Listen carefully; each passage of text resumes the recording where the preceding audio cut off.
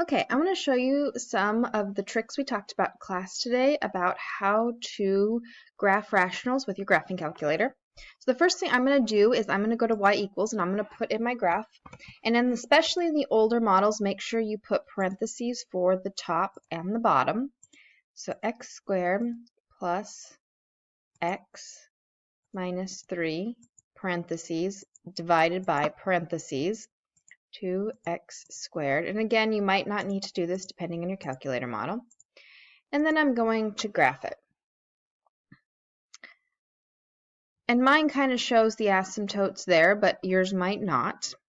Now, to find the intercepts, this is the same way we've done it on all the rest. Like if I want to know, and I'm going to zoom in a little bit just kind of so we can see better here in this corner. If I wanted to know where that intercept was, or say this intercept was, I could use my second trace, my calc menu. I could go to 0, and I'm just going to go, well, I'm going to find mine. So I'm going to go on the left side of this one when it gets up there. Enter, and then I'm going to go down right bound and enter.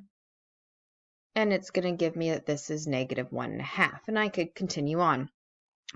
The same way is if I wanted to try to see if there was a y-intercept, I could go value, x equals 0, and in this case there is no y-intercept, so it told me it's got a big old blank here.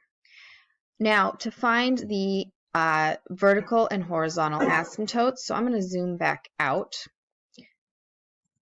Well, if I press the right button, I'm going to zoom back out. And I want to know where these asymptotes are. So I can go over here to my graph, and I'm going to see an error on them. So there's an error at 0. That is a vertical asymptote. Now when I come back out, I'm like, I have another one, but this looks like it's probably counting by halves or something. So you can go to table set here, and you can change what you're counting by. Count by 1/2.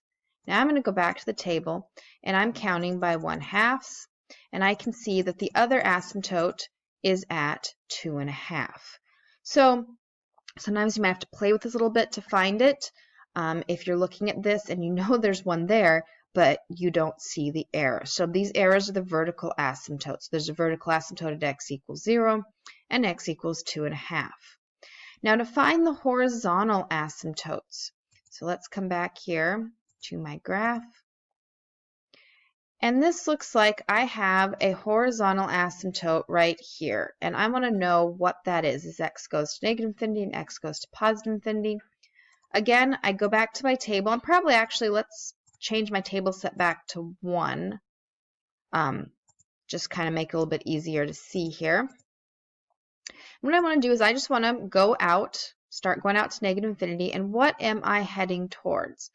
I can see here, oh, I'm slowly getting close to 1 here, and it looks like I'm heading very slowly to 1. And I can do the same thing, go back to table set, and rather than go through it all, I'm going to go to, say, 50, and just move to the other side. And I can see same thing here. Now, it's okay to cross a horizontal asymptote. You can never cross a vertical, but you can cross a horizontal. So you can see again here, this is aiming towards 1 as well.